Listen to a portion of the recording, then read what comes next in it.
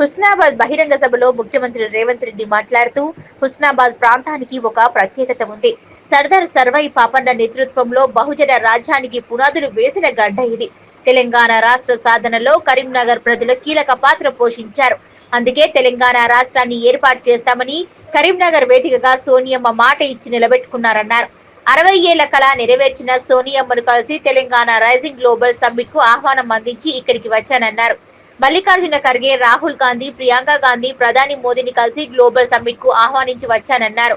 December 3కు ఒక ప్రత్యేకత ఉందన్నారు. మీ ఓటును ఆయుధంగా మార్చి దుర్మార్గ పాలనను అంతమొందించింది, ప్రజా పాలనను తీసుకొచ్చింది ఇదే రోజన్నారు. తెలంగాణ కోసం శ్రీకాంతాచారి అమరుడైన రోజు ఇదే అన్నారు. శ్రీకాంతాచారి ఆశయ సాధనలో భాగంగా మొదటి ఏడాదిలోనే 60,000 ఉద్యోగాలు భర్తీ చేస్తామన్నారు. 2.5 ఏళ్లు పూర్తి చేసుకున్నలోగా మరో 40,000 ఉద్యోగాలు భర్తీ చేస్తామన్నారు. బీఆర్ఎస్ పాలనలో 1,00,000 కోట్లు పెట్టి కట్టిన కాళేశ్వరం కూలిపోయిందన్నారు. కాంగ్రెస్ హయాంలో కట్టిన ప్రాజెక్టులు ఇప్పటికీ చెక్కు చెదరలేదన్నారు. ప్రజా ప్రభుత్వం అధికారంలోకి వచ్చిన మొదటి ఏడాదిలోనే రైతులకు 2 లక్షలు రైతు రుణమాఫీ చేసి విముక్తులను చేశామన్నారు.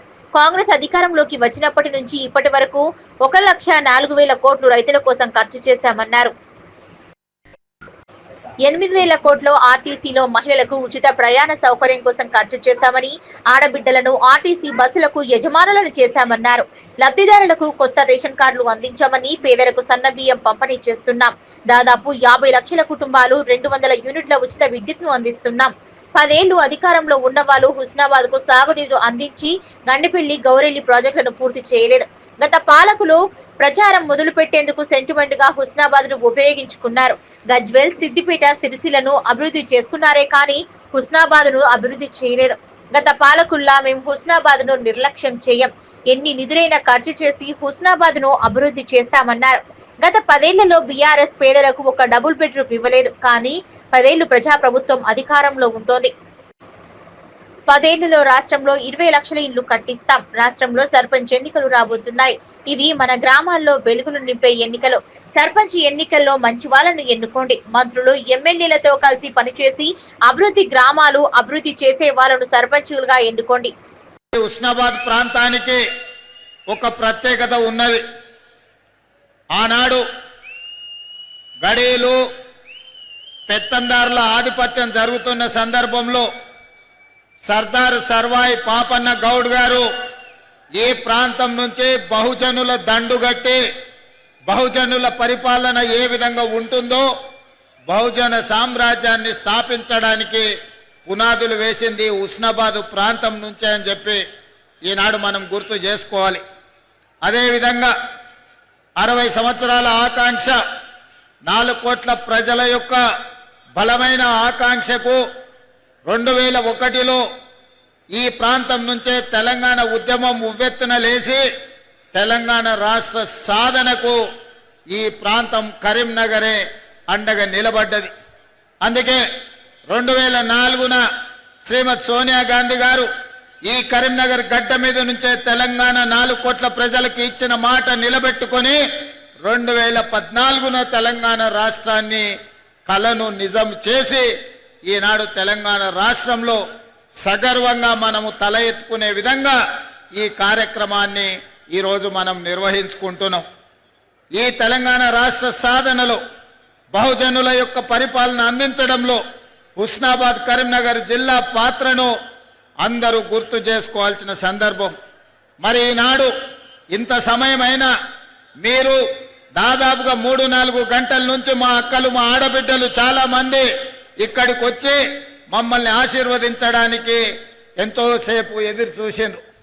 కానీ 2 సంవత్సరాల ఉత్సవాలను పూర్తి చేసుకోబోతున్న మనం ఢిల్లీకి వెళ్ళి పెద్దల్ని, ముఖ్యంగా మన 60 సంవత్సరాల యొక్క ఆకాంక్షను నెరవేర్చిన గొప్ప నాయకురాలు శ్రీమతి సోనియా గాంధీ గారికి ఆహ్వాన పత్రికను అందించి వారి ఆశీర్వాదం తీసుకొని మల్లికార్జున ఖర్గే, రాహుల్ గాంధీ, ప్రియాంక గాంధీతో పాటు ఈ దేశ ప్రధానమంత్రి నరేంద్ర మోడీ గారికి, ఇతర మంత్రులకు తెలంగాణ రాష్ట్రం డిసెంబర్ 8-9 నాడు జరుపుకోబోయే తెలంగాణ రైజింగ్ గ్లోబల్ సమ్మిట్ కు సంబంధించిన ఆహ్వాన పత్రికను అందించడమే కాకుండా భవిష్యత్తు కోసం ఏ విధంగా తెలంగాణ అభివృద్ధి ప్రణాళికలు రచించుకుంటుందో వారి అందరికీ ఈరోజు వివరించడం జరిగింది.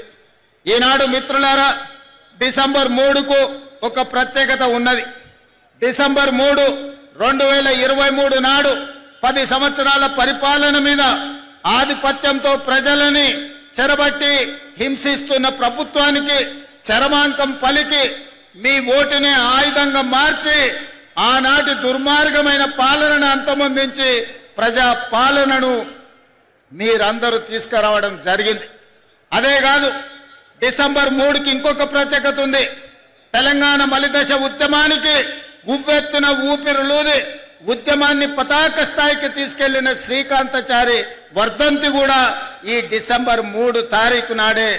అందుకే శ్రీకాంతాచారి స్ఫూర్తితో నేను మరణించినా సరే, నా కుటుంబం నష్టపోయినా సరే, నా కుటుంబం కష్టపడ్డా సరే, తెలంగాణ నిరుద్యోగ యువతకు ఉద్యోగ ఉపాధి అవకాశాలు రావాలి, వాళ్ళ జీవితాలలో వెలుగులు నిండాలి అని ఆనాడు శ్రీకాంతాచారి ఆత్మ బలిదానం చేసుకొని ఈ తెలంగాణ రాష్ట్ర ఏర్పాటుకు ఒక గొప్ప స్ఫూర్తినిచ్చారు. అందుకే శ్రీకాంతాచారి స్ఫూర్తితో కాంగ్రెస్ పార్టీ అధికారంలోకి వచ్చిన మొదటి సంవత్సరమే రాష్ట్ర ప్రభుత్వంలో 60,000 ప్రభుత్వ ఉద్యోగ ఖాళీలను భర్తీ చేసి ఈ తెలంగాణ ఉద్యమం ఉద్యోగాల కోసమే అన్న సంగతిని ఆనాడు నిరూపించి మొదటి సంవత్సరంలోనే 60,000 ఉద్యోగాలు ఇవ్వడం జరిగింది. ఇప్పుడు ఇంకొక 40,000 ఉద్యోగాల కోసం ప్రణాళికలు రచిస్తున్నాం. తొందరలోనే ఇంకా 40,000 ఉద్యోగాలు ఇచ్చి 2.5 సంవత్సరాలు పూర్తి చేసుకునే లోపల 1,00,000 ఉద్యోగ ప్రభుత్వ ఖాళీలను భర్తీ చేయడం ద్వారా ఇది ప్రజా ప్రభుత్వం ప్రజల కోసమే పనిచేస్తుంది, ప్రజల ఆకాంక్షలను నెరవేరుస్తుందని ఈనాడు మనం నిర్ణయాలు తీసుకొని ముందుకు వెళ్తున్నాం. అదేవిధంగా మీకందరికీ తెలుసు, ఈ భారతదేశ మొట్టమొదటి ప్రధానమంత్రి ఆనాడు దేశం అభివృద్ధి జరగాలి అంటే ఈ దేశంలో ఉన్న నిరక్షరాస్యతను తొలగించాలి, ఈ దేశంలో ఆకలి కేకలతోని ఆత్మహత్యలు చేసుకుంటున్న ఈ ప్రజలకు కడుపు నిండా పట్టెడు అన్నం పెట్టాలన్న ఆలోచనతోటి ఎడ్యుకేషన్ ఇరిగేషన్ విధానాన్ని ఆనాడు పండిత్ జవహర్లాల్ నెహ్రూ గారు ప్రవేశపెట్టిండ్రు. వారి స్ఫూర్తితోనే ఈనాడు మన ప్రభుత్వం నడుస్తుంది. అందుకే శాతవాహన యూనివర్సిటీకి అవసరమైన ఇంజనీరింగ్ కాలేజు, లా కాలేజీలు మీకు కావలసిన నిధులను ఈరోజు మంజూరు చేయడం జరిగింది.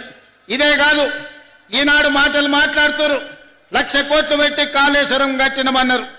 ఆ కాళేశ్వరం కాస్త కూలేశ్వరం అయ్యి అక్కడ నిటారుగా నిలబడ్డది కూలిపోయిన కాళేశ్వరం. కానీ ఈనాడు కరీంనగర్ రైతాంగం ముందు నేను ప్రస్తావించదలుచుకున్నా, ఇక్కడ కట్టిన ఎస్ఆర్ఎస్పి ఆనాడు పండిత్ జవహర్లాల్ నెహ్రూ గారు మొదలుపెట్టి కడితే ఈనాటి వరకు మనము మంత్రులు ముఖ్యమంత్రులైన ఎస్ఆర్ఎస్పి ద్వారానే ఈరోజు కరీంనగర్ ప్రాంతానికి వరంగల్ ప్రాంతానికి లక్షలాది ఎకరాలకు నీళ్లు ఇస్తున్నాయి. మనం కట్టిన ఎస్ఆర్ఎస్పి ఎట్లుందో, బీఆర్ఎస్ వాళ్ళు కట్టిన కాళేశ్వరం ఎట్లుందో ఒక్కసారి ఆలోచన చెయ్యండి. ఇది